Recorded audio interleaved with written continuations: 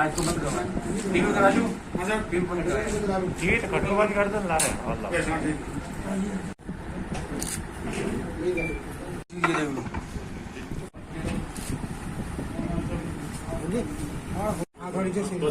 आवाज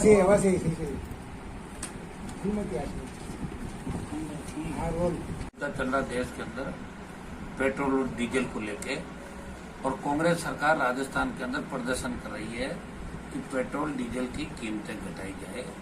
ये सही बात है कि पेट्रोल डीजल की कीमतें आसमान को छू रही है और ये आज से नहीं हो रहा। यूपीए सरकार के टाइम से ही 2004 से लेकर 2020 तक लगातार पेट्रोल डीजल की कीमतों में बढ़ोतरी हो रही है। इससे आम आदमी तकलीफ कर रहा है। इसे दिल्ली में तो हम एनडीए घटक दल के रूप में प्रधानमंत्री से मांग करेंगे कि पेट्रोल डीजल किसानों को अलग से उनका आई कार्ड दिखा के, तीसरे किसानों को हर मामले में राहत दिल्ली की सरकार दे रही है। दिल्ली की सरकार तो अलग से राहत दे, लेकिन कल ही मैं हरियाणा के अंदर में खुद गया था, गंगानगर हनुमानगढ़ जो संगरिया का बॉर्डर है, वहां डीजल 73 रुपए और कुछ शायद 72-83। हरियाणा पंजाब के अंदर 73, उत्तर प्रदेश के अंदर 72, गुजरात के अंदर भी 77, दिल्ली में 80 और राजस्थान में हो गया 81.82 रुपए। तो राजस्थान सरकार 20% टैक्स लगा रही है और अभी कोविड के टाइम 28% टैक्स पेट्रोल डीजल पे राजस्थान की सरकार लगा रही है और 1.5% सेस अलग से लगा रही है। तो आपका टैक्स हो गया 29.5%।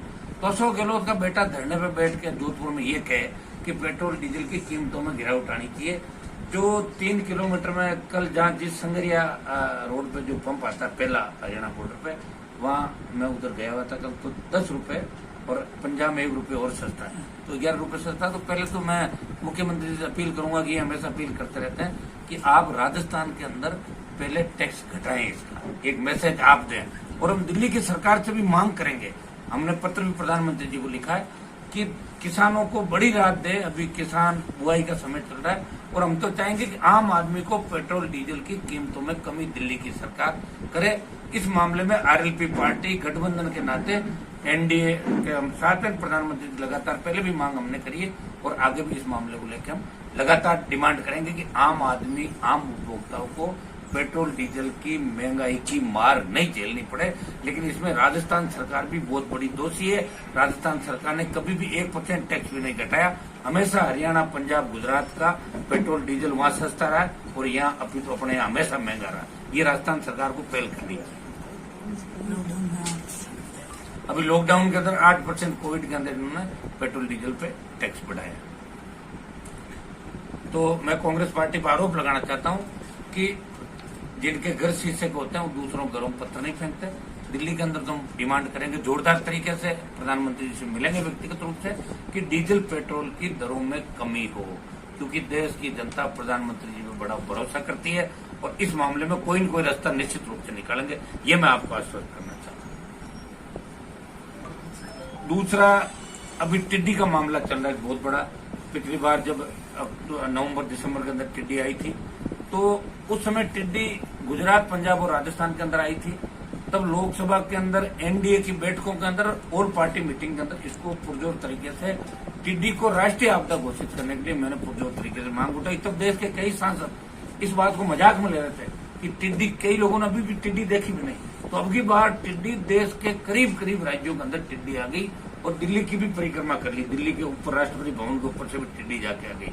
तो मेरी इस संकट के समय के अंदर देश के प्रधानमंत्री जी से मैं अपील करता हूं कि टिड्डी को राष्ट्रीय आपदा घोषित करे, ताकि आम किसान को, आम जन को टिड्डी से होने वाले नुकसान की भरपाई मिल सके, उसको मुआवजा मिल सके, राहत मिल सके। इसमें राजस्थान सरकार का भी बहुत बड़ा दोष है। अगर राजस्थान सरकार चाहती तो बाड़मेर, जैसलमेर बॉर्डर पे जहां से टिड्डी प्रवेश करती है राजस्थान के अंदर, जिस तरह गुजरात के अंदर टिड्डी को गुजरात सरकार आगे नहीं जाने दे रही है, जितनी स्पीड से राजस्थान होकर टिड्डी हरियाणा और आपकी उत्तर प्रदेश और दिल्ली की तरफ, मध्य प्रदेश की तरफ गई। अगर बॉर्डर पे चार्टर और हेलीकॉप्टर दिल्ली की सरकार भी देने को तैयार है, लेकिन एजेंसी राजस्थान सरकार होगी। चूंकि राजस्थान सरकार की सीमा पर काम होगा, इस सरकार को आगे होकर टिड्डी के मामले में राजनीति नहीं करनी चाहिए। केंद्र के पाले में गेंद डाल दी उन्होंने, केंद्र जाने टिड्डी उनका महकमा। लेकिन नुकसान राजस्थान के किसानों को हो रहा है। इस सरकार को भी बड़ी हिस्सेदारी खर्चे विभाग को निभानी चाहिए, या एक साथ अगर बड़ा छिड़काव किया जाए, ड्रोन के बजाय ड्रोन का छिड़काव तो फेल हो रहा है क्योंकि बहुत ज्यादा ड्रोन के अंदर आप लिक्विड नहीं डाल सकते, लेकिन ड्रोन के अलावा हेलीकॉप्टर और चार्टर से जहां आबादी नहीं है, आबादी खाली करा के बाड़मेर जैसलमेर के बॉर्डर पे अगर इसका छिड़काव किया जाए तो टिड्डी को एक साथ बहुत बड़े तरीके से मारा जा सकता है। पिछली बार नवंबर दिसंबर में 1000 करोड़ का नुकसान अकेले राजस्थान के अंदर टिड्डी ने किसानों का कर दिया, और इस बार लग रहा है कि खरीफ की फसल बोने से पहले ही टिड्डी खा जाती है। आप देखिए हर गांव तक पहुंच गई, पेड़ खा गई, सारा नुकसान हो गया। तो इसमें राजनीति से ऊपर उठ के राजस्थान की सरकार को भी काम करना चाहिए। हम इसमें दिल्ली की सरकार से मांग करेंगे कि इसको राष्ट्रीय आपदा घोषित करके देश के किसानों का दिल जीते, विश्वास जीते प्रधानमंत्री जी, और ये पुरजोर तरीके से टिड्डी पर हमने लोकसभा के अंदर चर्चा भी कराई। लेकिन राजस्थान सरकार का सिस्टम फेल साबित हुआ। पंजाब और गुजरात में इतना नुकसान नहीं हुआ जितना राजस्थान के अंदर टिड्डी से नुकसान हुआ, और अभी भी टिड्डी के और टोले आएंगे, 250 टोले हो रहा है टिड्डी के। इसकी रोकथाम के लिए भी सरकार गंभीर नहीं है, आरोप जरूर लगाती है, और मुख्यमंत्री जी अपनी कुर्सी बचाने के लिए दिल्ली की परिक्रमा करते रहते हैं। कभी राहुल को अध्यक्ष बनाते हैं, कभी सोनिया की परिक्रमा करते हैं। कांग्रेस की फूट जग जाहिर है, उजागर है। ये तो पता नहीं मुख्यमंत्री जी की किस्मत अच्छी थी कि सरकार बच गई, जैसा कि उनका कहना है। बाकी तो ये किसी भी क्षण कांग्रेस 2 दलों के अंदर बढ़ सकती है। मुझे नहीं लगता है 5 साल पूरे निकालेंगे। बिजली के मामले के अंदर सरकार जब से आई है, बिजली के मामले के अंदर पूर्ववर्ती सरकार ने 5 हॉर्स पावर तक की बिजली माफ करी थी। इस सरकार ने आती उस आदेश को वापस लिया। 5 हॉर्स पावर तक की जो बिजली माफ थी, अब वो पैसा बिलों के अंदर आने लग गया। वो माफ करने के बाद ऐसा वापस ले लिया। और दूसरा 6 घंटे दिन में और 7 घंटे रात को बिजली देने की बात किसानों की मुख्यमंत्री जी ने करी थी, और ये भी कहा था कि जितने भी वीसीआर गलत वसुंधरा जी के टाइम में भरे, वसुंधरा जी ने भी राजस्थान की जनता को कम परेशान नहीं किया था, किसानों को बहुत ज्यादा परेशान किया था। और उसी का नतीजा निकला कि गहलोत वेंटिलेटर पे चले गए 99 पे, और वसुंधरा 70-72 पर गई। ये आरएलपी पार्टी के संघर्ष का परिणाम था। लेकिन वीसीआर भी डबल तरीके से भरे जा रहे हैं। अब तो गुटबाजी हो गई कि ये एमएलए सचिन पायलट का गुट का तो वहां ज्यादा भेज दो, ये उस गुट का तो उसको सड़क कम बना दो। अब दोनों की लड़ाई के अंदर राजस्थान की जनता का बहुत बड़ा नुकसान हो रहा है। तो मैं बिजली के मामले में सरकार पर आरोप लगाऊंगा कि बिजली कंपनियों का जो घाटा है, 2000 में जब बिजली कंपनियां बनी थी, 2020 हो गया, ये 125 लाख करोड़ का घाटा हो गया। आप ये बताओ इतना तो किसानों को अगर मुफ्त बिजली भी देता ना, इतना घाटा नहीं होता। 7-8 हजार रुपए करोड़ का रेवेन्यू अलग से किसान को मुफ्त बिजली के मामले में देना पड़ता। लेकिन ऑडिट अब इनकी 20 साल की अगर ऑडिट कराई जाए तो इसमें बिजली मंत्री तमाम जितने भी रहे उन निश्चित रूप से कहीं कहीं लपेटे में आएंगे। जितने भी सीएमडी रहे और जितने भी चेयरमैन एमडी रहे, इसकी पूरे 20 साल की ऑडिट होनी चाहिए। बिजली कंपनियों की बिजली खरीद की ऑडिट राजस्थान की सरकार को करनी चाहिए। खाली किसान को चोर बताना इनको आता है, घोटाले घपले कहाँ है, ये तो ऑडिट के अंदर ही सामने आ सकता है। तो ये मेरा सरकार पर आरोप है कि बिजली के मामले में किसानों को जानबूझ के, चूंकि लोकसभा चुनाव के अंदर किसानों ने 25 सीट कांग्रेस को हरा दी, मुख्यमंत्री जी का बेटा हारने के बाद मुख्यमंत्री जी बौखला गए, और इस तरह की हरकतें राजस्थान के अंदर राजस्थान की जनता इनको माफ नहीं करेगी।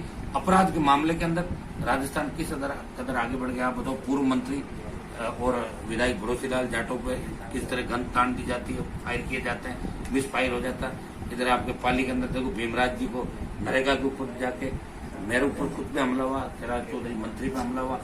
1 दर्जन विधायकों पे, सांसदों पे राजस्थान के अंदर हमले होते हैं, और पता नहीं कितने होंगे। अभी गारंटी थोड़ी आगे कब तक हमले होंगे। अपराध इतना बढ़ गया कि दलित युवती का गैंगरेप का वीडियो वायरल होता है, और उसके बाद भी बहुत बड़ी कार्रवाई की जो उम्मीद होती है उन्हें। फिर आज भी एक बिलाड़ा की घटना, रोज दलितों पर अत्याचार राजस्थान में बढ़ रहे हैं, रेप की घटनाएं बढ़ रही है। लॉकडाउन के अंदर भी अपराध चरम सीमा पे है, और ये प्रदेश देश के अपराध के मामले के अंदर नंबर 1 और 2 की श्रेणी के अंदर आ गया। बिहार, उत्तर प्रदेश के बाद शायद राजस्थान का नंबर आ रहा है। तो सरकार पूरी तरीके से मतलब फेल है। सरकार की संवेदनशीलता 0 है। आप आंदोलन करो, अभी 10 आदमी निकलोगे, आप मुकदमा दर्ज कर लेंगे। कोई भी सीएम के खिलाफ बोलेगा, उसकी इंक्वायरी खुलवा देंगे।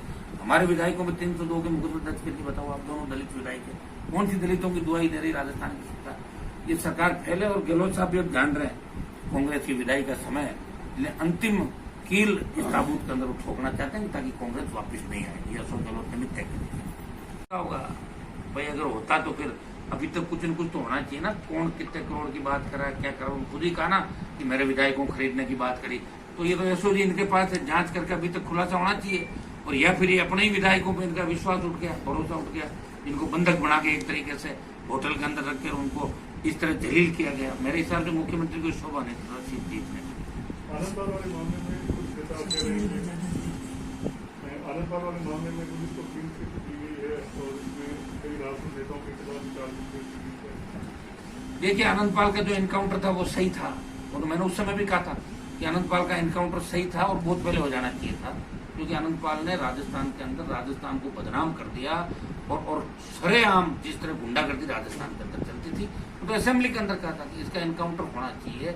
और मैंने तो लोकसभा के अंदर जगन गुर्जर के एनकाउंटर की मांग भी की थी। आप रोज देखते हो सारी बातें। जो अपराधी होगा वो चाहे किसी भी जाति का है, अपराधी को अपराध की छूट किसी भी प्रदेश के अंदर नहीं मिल सकती।